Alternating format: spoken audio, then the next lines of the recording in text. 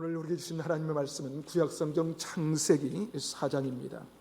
창세기 4장 8절에서 15절에 있는 말씀입니다. 창세기 4장 8절에서 15절에 있는 말씀, 저와 여러분이 한 절씩 교독하도록 하겠습니다. 가인이 그의 아우 아벨에게 말하고 그들이 들에 있을 때에 가인이 그의 아우 아벨을 쳐 죽이니라. 여호와께서 가인에게 이르시되 내 아우 아벨이 어디 있느냐? 그가 이르되 내가 알지 못하나이다. 내가 내 아우를 지키는 자이니까. 이르시되 내가 무엇을 하였느냐? 내 아우의 핏소리가 땅에서부터 내게 호소하느니라. 땅이 그 입을 벌려 내 손에서부터 내 아우의 피를 받았은즉 내가 땅에서 저주를 받으리니 내가 밭을 갈아도 땅이 다시는 그 효력을 내게 주지 아니할 것이요 너는 땅에서 피하며 유리하는 자가 되리라. 가인이 여호와께 아뢰되 내 죄벌이 지기가 너무 무거우니이다. 주께서 오늘 이 지면에서 나를 쫓아내시온즉 내가 주의 낯을 배웁지 못하리니 내가 땅에서 피하며 유리한 자가 될지라. 모든 나를 만나는 자마다 나를 죽이겠나이다. 여호와께서 그에게 이르시되 그렇지 아니하다가 가인을 죽이는 자는 벌을 7배나 받으리라 하시고 가인에게 표를 주사 그를 만나는 모든 사람에게서 죽임을 면하게 하시니라. 아멘. 화가 중에 자화상을 가장 많이 그린 화가들이 있는데요. 자, 그 중에 한 사람이 이 돌아온 탕자, 이 돌아온 탕자라는 그림으로 많이 알려진 렘브란트라는 이 화가입니다. 렘브란트는 대략 100여 점이 넘는 이 자화상을 그렸다고 합니다. 아마도 화가 중에 자화상을 그렇게 많이 그린 화가는 드물 것입니다. 그는 63세에 생을 마쳤는데요. 63세의 자화상이 그가 죽기 전 그린 그림이죠. 그러니까 죽기 직전까지도 자화상을 그린 그런 화가입니다. 그런데 이 자화상을 많이 그린 또 한 사람이 있는데요. 빈센트 반 고흐라는 화가입니다. 고흐도 이 40여 점 이상의 자화상을 그렸다고 해요. 왜 그랬을까요? 물론 시대적인 영향도 있지만 어떤 사람이 그렇게 말했어요. 고흐는 물감 살 돈이 없었다는데 모델료가 없어서 자화상을 많이 그렸다는 것이죠. 정말 모델료가 없었을까요? 그런데요, 렘브란트나 이 고흐가 그린 이 자화상을 자세히 들여다보면 표정이 다 다릅니다. 표정이 달라요. 여러 형태의 자신의 모습을 그려놓은 것을 우리가 볼 수가 있습니다. 다시 말해서 자화상을 많이 그렸다는 것은 자기 자신을 자주 들여다봤다는 것입니다. 고흐는 스스로 렘브란트의 이 자화상을 두고 동생 테오에게 보낸 편지에서 자화상들은 일종의 자기 고백과 같은 거야. 자화상들은 일종의 자기 고백과 같은 거야 라고 말했는데요.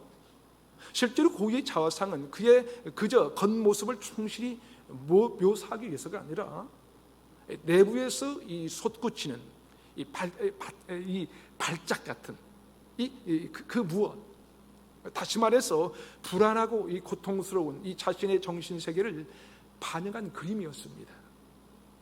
자신을 들여다보면서 자신의 모습이 어떠한지를 그렸던 거예요.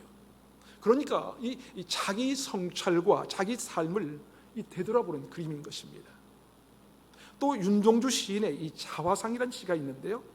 내용이 이렇습니다. 산 모퉁이를 돌아 논과 애딴 우물로 홀로 찾아가 가만히 들여다본다. 우물 속에는 달이 밝고 구름이 흐르고 하늘이 펼치고 파란 바람이 불고 가을이 있습니다. 그리고 한 사나이가 있습니다. 어쩐지 그 사나이가 미워져 돌아갑니다. 돌아가다 생각하니 그 사나이가 가엾어집니다. 도로가 들여다보니 사나이는 그대로 있습니다. 다시 그 사나이가 미워져 돌아갑니다. 돌아가다 생각하니 그 사나이가 그리워집니다. 우물 속에는 달이 밝고 구름이 흐르고 하늘이 펼치고 파란 바람이 불고 가을이 있고 추억처럼 사나이가 있습니다. 시인은 말합니다. 어떤 산 모퉁이를 돌아 애딴 곳에 있는 우물을 찾아갑니다. 아무것도 없는 곳이요, 아무도 보지 않는 곳입니다. 그곳에서 우물을 들여다본 거예요.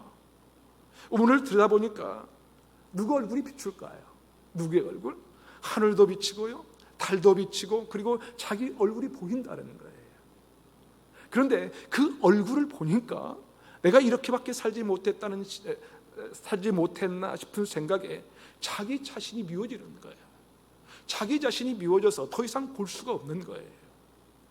그래서 돌아가 버린 것입니다. 가다가 생각해 보니까 그 사람이 가엾어서 되돌아가 또다시 들여다봅니다. 그랬더니 또 그 사람이 그대로 있는 거예요. 또 미운 사람이 되돌아갔다는 것입니다. 여러분, 그렇습니다.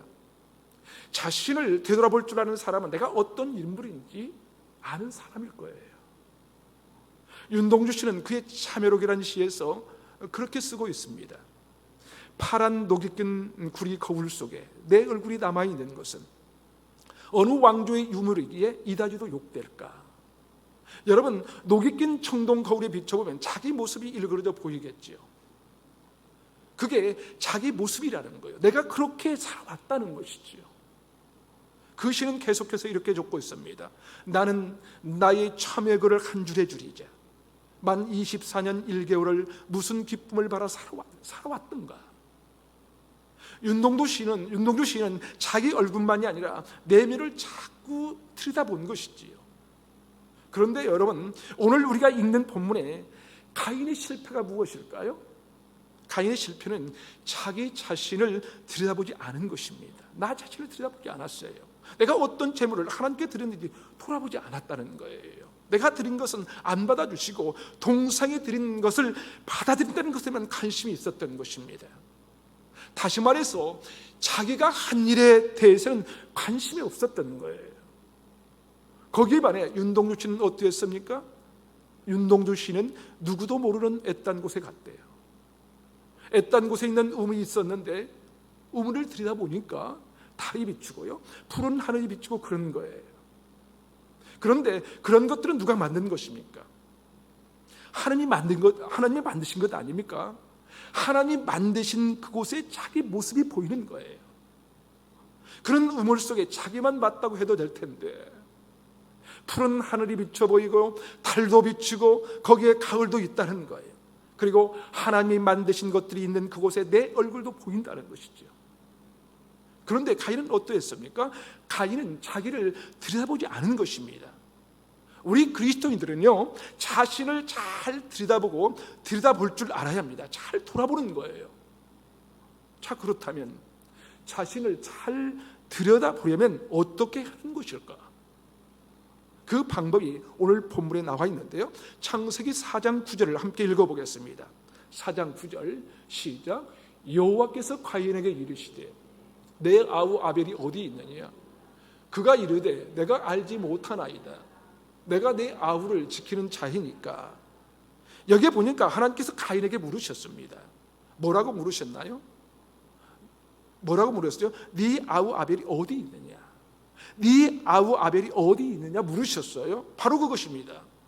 여러분, 자기 자신을 잘 들여다보려면요, 하나님의 질문에 대해서 정직하게 대답해야 된다는 거예요. 정직하게. 그런데 하나님의 질문에 가인이 뭐라고 대답합니까? 뭐라고 하고 있어요? 하나님, 제가 어떻게 알아요? 제가 동생을 지키는 자입니까? 라고 말하죠. 가인이 진짜 몰랐을까요? 아니죠. 가인은 알고 있었어요. 자신의 양심을 속이고 거짓말을 한 것입니다. 그렇다면 혹시 우리도 그럴 때가 있지는 않는가 하는 거예요. 하나님은 때때로 우리에게도 질문을 하실 때가 있거든요. 하나님께서 무엇인가 나에게 물으실 때가 있다는 것이죠. 어떤 때는 설교나 말씀을 들으면서 나에게 뭔가 물어보실 때가 있고요, 혹은 찬송을 부르면서 하나님께서 나에게 물어보신 것 같은 느낌이 들 때가 있는 것입니다. 뿐만 아니라 내가 누군가와 얘기를 하고 있는데 그때 하나님께서 나에게 질문하신 것 같은 생각이 들 때가 있어요. 바로 그때 정직하게 대답할 줄 알면 자신을 들여다볼 수 있는 것입니다. 하나님께서 가인에게 네 아우 아벨이 어디 있느냐, 네 아우 아벨이 어디 있냐 물으신 것은 하나님이 모르셔서 물은 것이 아닙니다. 그것을 안다면 하나님 앞에서 정직하게 대답해야 한다는 거예요. 예를 들자면 하나님이 물으실 때 가인은 이렇게 대답해야 하지 않았을까요? 하나님, 제가 화가 많이 났는데 견딜 수가 없어서 아벨을 죽여버렸어요. 그렇게 말할 수 있으면 그 마음 속에 변화가 시작된 것입니다. 그런데 가인이 어떻게 대답했어요? 하나님, 내가 어떻게 알아요? 난 몰라요 라고 대답했습니다. 여러분, 우리 그리스도인들이 믿음의 삶을 살아가면서 중요한 것은요, 하나님께서 어떠한 형태로든지 우리에게 말씀하실 때에, 다시 말해서 나에게 질문하실 때에 솔직한 대답을 해야 한다는 것입니다. 사실 하나님께서 어떤 때는 자녀를 통해서 말씀하시고요, 때로는 책을 읽다가도 하나님의 음성으로 들려올 때가 있습니다. 특별히 성경을 읽다가 하나님의 질문으로 들려진 때가 있습니다.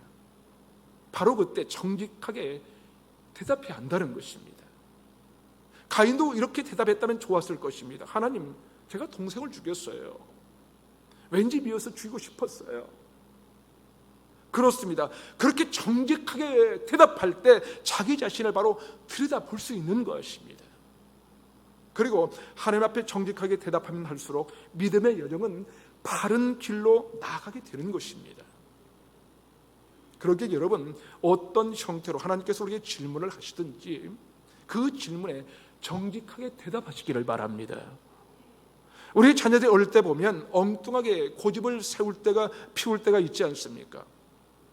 그때도요, 자녀에게 화만 낼 것이 아니라 혹시라도 내가 자녀에게 그렇게 하지는 않았는지 생각해 봐야 합니다.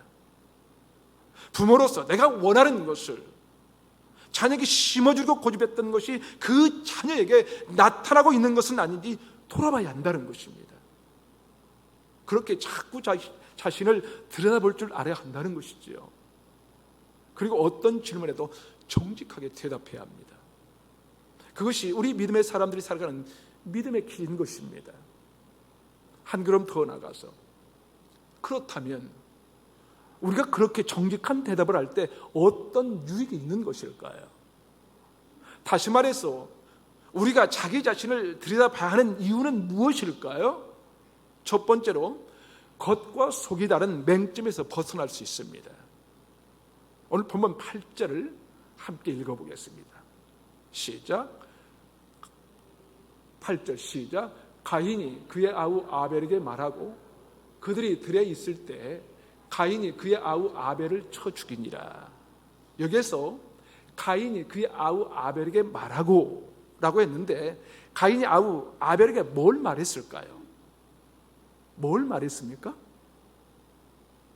성경에는 고대 번역본이 여러 개 있는데 그 중에 하나는 이렇게 기록하고 있습니다. 가인이 그의 아우 아벨에게 우리가 들러 나가자 라고 말했다는 거예요. 요즘 말로 말하면 야, 우리 바람 좀 쐬러 나갈까? 그렇다는 거예요. 그런데 가인이 동생 아벨과 함께 진짜 바람 쐬러 나갔을까요? 그런가요? 아니, 그의 내면 깊은 곳에는 무슨 마음이 있었던 것일까요? 무슨 마음? 아무도 없는 곳에서 그를 죽일 마음이 있었던 거예요. 여러분, 우리가 하나님 앞에서 늘 정직한 이 대답을 하는 훈련을 하면요, 이 겉과 속이 다른 말을 하는 맹점에서 우리는 빠져나올 수가 있습니다. 가인이 겉으로는 동생 아벨에게 뭐라고 했습니까? 뭐라고 했어요? 우리 바람 좀 쐬러 가자. 우리 들러 나가자라고 했어요. 그런데 속으로는 저런 놈은 안 돼. 죽어버려야 되겠어. 라고 한 거예요. 교회에서도 보면요, 그런 사람들이 있어요.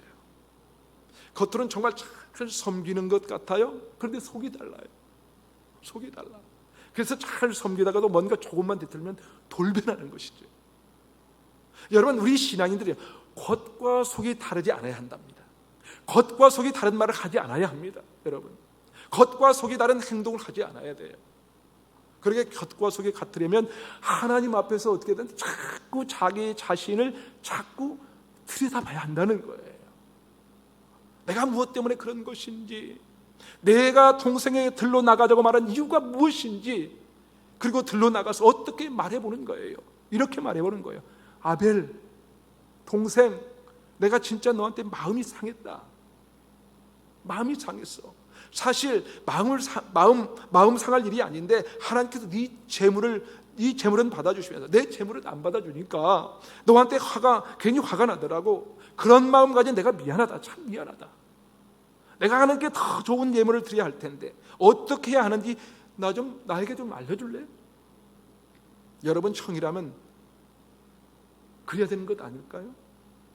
그런데 가인은 그게 아니었어요. 여러분, 우리도 그렇지 않습니까? 사실 여러분, 신앙에게 약점이 있다면 그것은 말씀대로 사는 것이 결코 쉽지 않다는 거예요. 목회자도요, 가장 힘들고 어려운 것이 뭔지 아세요? 늘 말씀을 선포하는 자로서 말씀과 행실이 같아야 되는데 그것이 쉽지 않다는 이 부담감이 늘 있습니다. 너무 괴로워요. 너무 힘들어요. 부단히 노력하지만 신앙인들도 때로 겉과 속이 다른 경우가 있는 것입니다.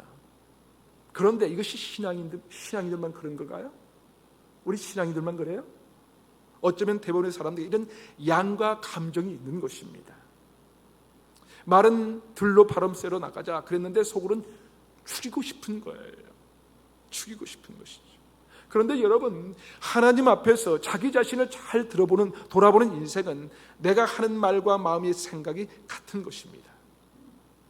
그리고 우리가 늘 자기 자신을 하나님 앞에서 돌아봐야 하는 두 번째 이유가 있는데요, 그것은 우리는 지키는 자로 부름을 받았기 때문입니다. 우리는 지키는 자로 부름을 받았다는 거예요. 오늘 보면 9절을 우리 다시 한번 읽어볼까요? 9절 시작. 여호와께서 가인에게 이르시되 내 아우 아벨이 어디 있느냐? 그가 이르되 내가 알지 못하나이다. 내가 내 아우를 지키는 자이니까. 하나님은 가인에게 네 아우 아벨이 어디 있는지 알고 있느냐고 물으시는 거예요. 지금 그것은 네가 네 동생 아벨이 어디 있는지 알고 있어야 된다는 거예요. 이해가 되십니까?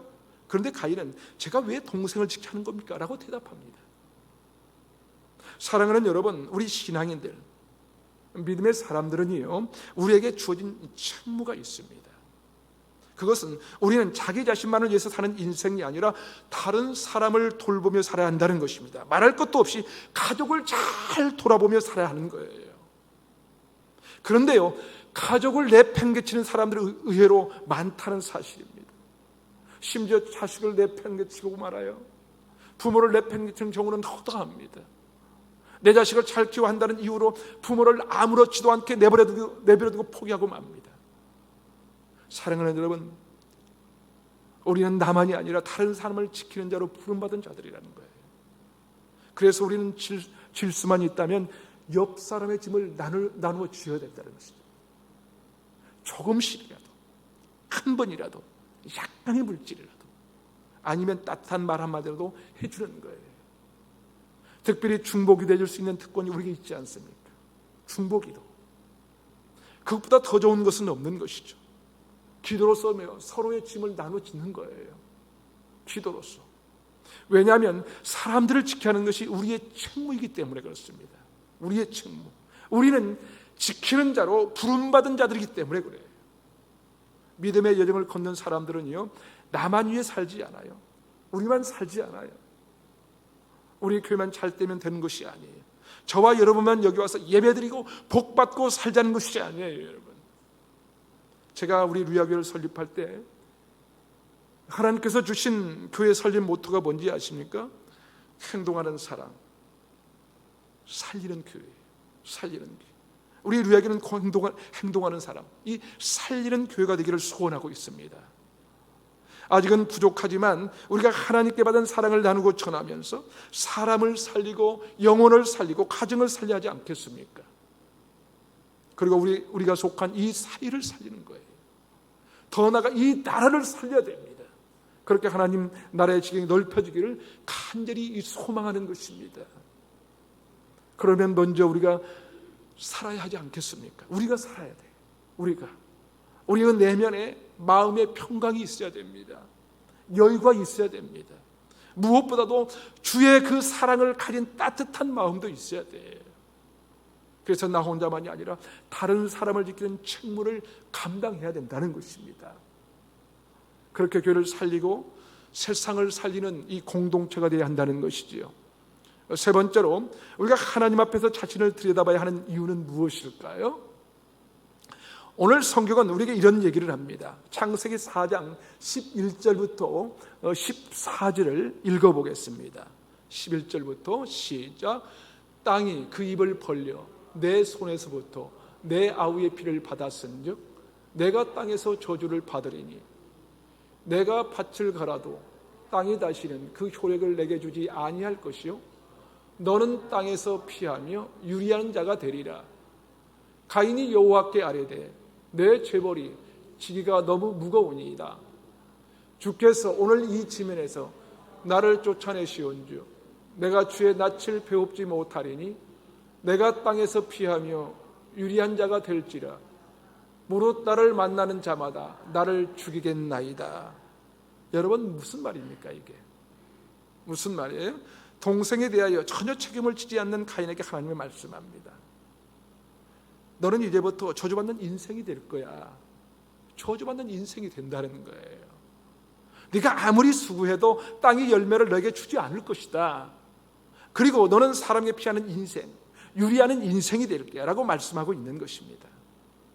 사랑하는 여러분, 우리 믿음의 여정을 행하는 사람들에게 자기 자신을 잘 들여다봐야 하는 이유가 있는데요. 그것은 스스로 이 자기의 삶을 저주로 만들지 말아야 하기 때문에 그렇습니다. 다시 말해서 자기의 내면을 잘 들여다보지 않으면 자기 스스로 자신의 인생을 저주로 만든다는 거예요. 여러분, 이 세상 모든 사람들은요, 누구를 막론하고 다 복을 누리며 살고 싶어 합니다. 그런데 자기를 잘 들여다보지 않으면 자기 스스로 자기 인생을 오히려 저주거리로 만든다는 거예요. 저주거리로.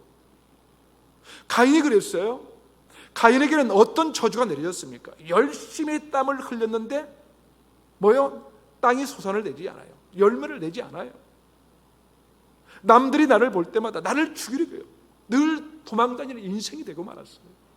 스스로 자기 자신이 자주의 인생길을 열어놓은 것이 되고 만 것이지요.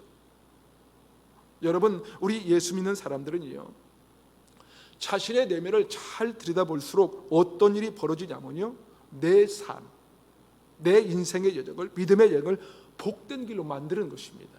복된 길로. 그런데 오늘 본문에 가인은 그렇지 못한 것이지요. 여러분, 가인이 동생 아벨을 죽였는데 그에 대한 대가가 없었을까요? 그런가요? 세상에도 이 죄에 대한 대가가 반드시 있는데 공의로우신 하나님께서 대가 지불을 요청하지 않으실까요? 그런가요?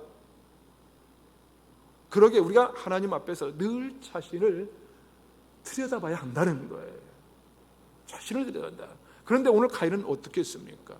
자기 스스로 저주의 길을 열어놓은 것이지요. 아무리 땀 흘려 일해도 소산이 없습니다. 열매가 나지 않습니다. 사람만 보면 자기를 죽일 것 같은 두려움에 빠져버린 것입니다. 그러니까 여러분, 우리가 하나님의 질문에 정직해져야 한다는 것입니다. 그리고 늘 자기 자신을 어떻게 한다? 들여다봐야 된다는 거야. 들여다봐야 된다.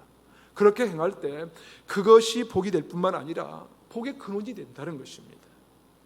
그러므로 진짜 복된 인생, 잘 사는 인생이 되려면 하나님의 질문에 정직해야 된다는 것이지. 그리고 자신을 잘 들여다봐야 된다는 것입니다. 그렇다면 여러분, 결론적으로 우리가 어떻게 그런 복된 인생을 살 수 있는 것일까요? 그것은 오직 하나님의 은혜로 살아가는 것입니다. 오직 하나님의 은혜로 살아가는 것입니다. 오늘 말씀을 읽으면 놀라운 이야기가 기록되어 있는데요, 창세기 4장 15절을 우리 함께 읽겠습니다. 4장 15절 시작.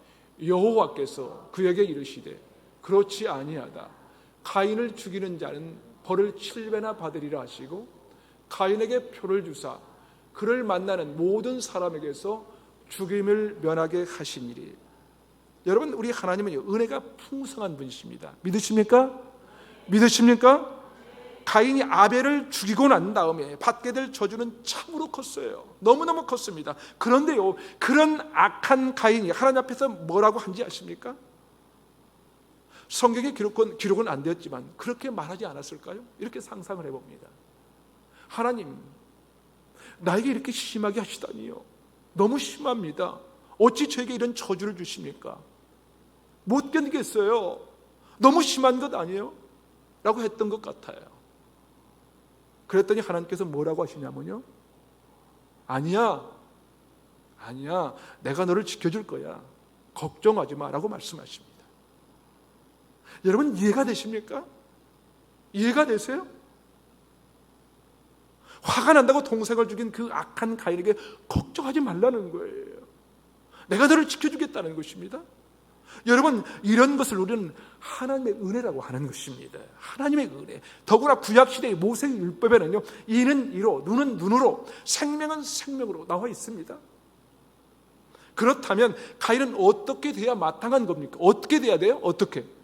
죽어야 마땅합니다. 죽어야. 그런데 하나님이 살려주시는 것입니다. 도리어 지켜주신다는 거예요.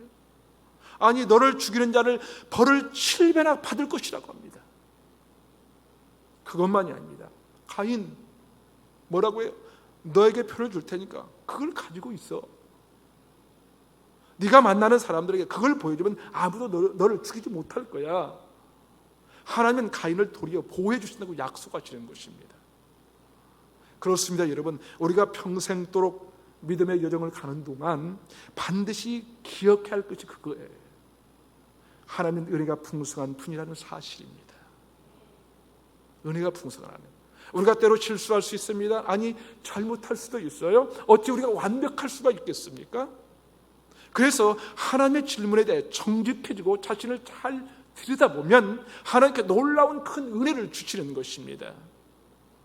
여러분, 주님께서 이 땅에 오신 목적이 그것 아닙니까? 요한복음 10장 10절은 이렇게 말씀합니다. 내가 온 것은 양으로 생명을 얻게 하고 더 풍성히 얻게 하려는 것이라. 왜 우리가 주님께 나가야 하는가 하면요, 우리가 아무리 몸부림쳐도요 해결할 수 없는 일들이 너무나도 많습니다. 여러분이 몸부림친다고 되는 거 있던가요? 저는 안 되더라고요. 분노의 문제도 그렇습니다. 도저히 참지 못하고 폭발해버린 때가 얼마나 많은지 몰라요. 그런 우리에게 또 베푸시는 하나님의 은혜를 덧입고 사는 것이 우리 인생인 거예요. 우리는요, 자신의 능력으로 살 수 없습니다. 한계가 있는 여러분의 능력으로 살 수 없는 그런 세상이에요. 그런 세상. 우리는 오직 하나님의 은혜로 사는 인생입니다. 저와 여러분이 이 험한 세상에서 이렇게 살아갈 수 있는 것, 이것 또한 오직 하나님의 은혜인 것을 믿으시기 바랍니다. 우리가 가인과 같은 죄를 안 지어서 이렇게 살고 있는 게 아니라 하나님의 은혜로 이렇게 잘 살고 있는 거예요. 하나님의 은혜예요. 하나님의 은혜. 정말 우리는 죽을 수밖에 없는 인생들 아니었습니까? 우리는 아담과 하와가 하나님의 말씀을 어기고 불순종하던 그때부터 죄인이었거든요. 그런 우리를 구원하셔서 이렇게 잘 살아가도록 은혜를 주신 것입니다. 그것이 바로 우리에게 주신 가장 큰 하나님의 은혜입니다. 그 하나님의 풍성한 은혜로 우리가 이렇게 살아가고 있는 것입니다.